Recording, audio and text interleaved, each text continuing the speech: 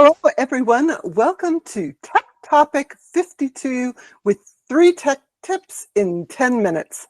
Today, we're going to start with Bob, who has a tip about WordPress. Hey, everybody. If you own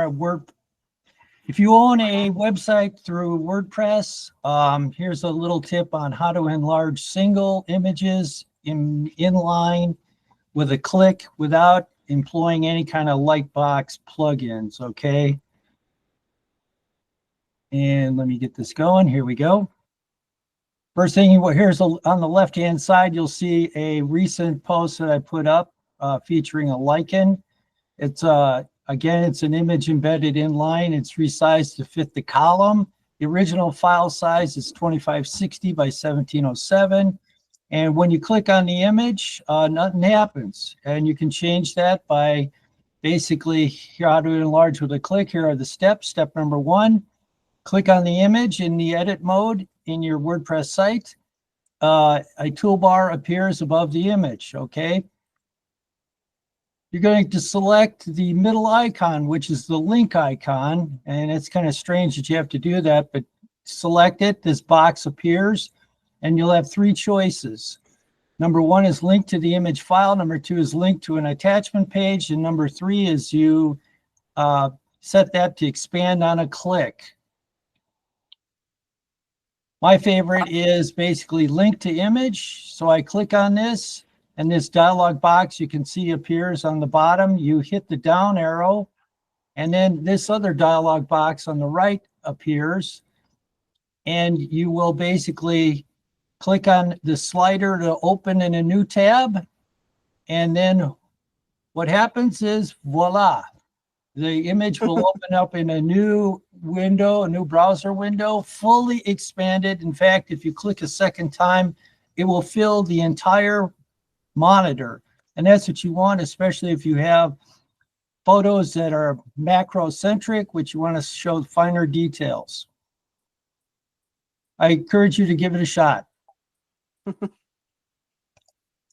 That's a great Thank you, tip. Bob. Nina, do you want to share your tip? I'm always struggling how to work with images on my WordPress site. So thank you so much. I just learned something new. My tip for today is convert your website into an audio, and then you can create a podcast. This can be done with Notebook. I'm laughing because I'm kind of obsessed from NotebookLM, but how can one not be obsessed? Because it's just one click, 1 minute, and here you are. You have the whole website you've been creating for, say, 10 years into an audio file. And even if you don't create audio book or podcast, listening to it can make you rethink, change perspective, and don't stop asking why Google is not indexing some of your pages. Because if you hear the audio file repeating one and the same things 1,000 times, you will know. So use it to analyze your website, at least. So my tip is grab your website and turn it into an audio file and listen to it. Thank you. Wow. Thank you, Nina. So my tip this week is to use a feed reader to follow YouTube channels. This is a tip for folks who want to keep abreast of lots of video channels without necessarily being on YouTube. So an RSS feed is really simple syndication, lets you follow new posts from a site.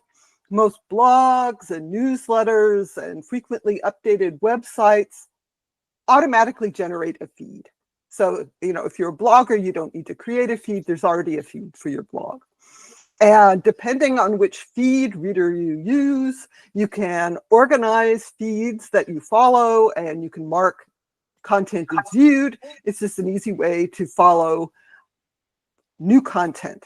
So what a lot of people don't know is that you can follow YouTube channels that way, each YouTube channel has a feed of new video updates. So you can add a YouTube channel to your feed reader. It automatically finds the feed, and then you can organize it into a folder. I use Feedly as a platform for reading feeds. And the nice thing is that it is not algorithmic. The feed is just chronological. You can mark individual items as read if you viewed it or if you're not interested. And you can just do it in your own time. And you don't have to subscribe to those channels on YouTube to do that. You can just follow them. That way, when you're actually on YouTube, you're watching things maybe you're more interested in. So for example, I have a folder that's just all of Google's various official YouTube channels. You know, they have a channel for everything.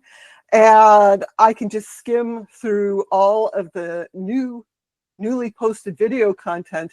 It's in that folder, remove things if I'm not interested in it, and just watch them in my own time.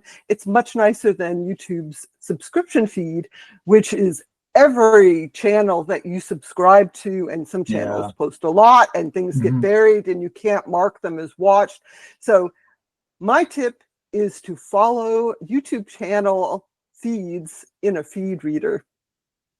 Thank you so much. That is something I will definitely try, and the links will be in the description of this video. Thank you everyone for watching and engaging with our 3 tips in 10 minutes. We will be at the same time next Sunday with OnEBoard chat. Yes, Peggy? So I want to say that Andrew has a question in the live chat. Can you set up feeds for individual YouTube playlists? Not that I'm aware of, because I actually don't know. If you have a feed reader, you can try entering a playlist URL and see if it finds a feed for that. I'm not sure if it would or not, but that would be really useful. Yes, as always, give it a try. Thank you for watching, and see you next Sunday Thank you, everyone. Chat.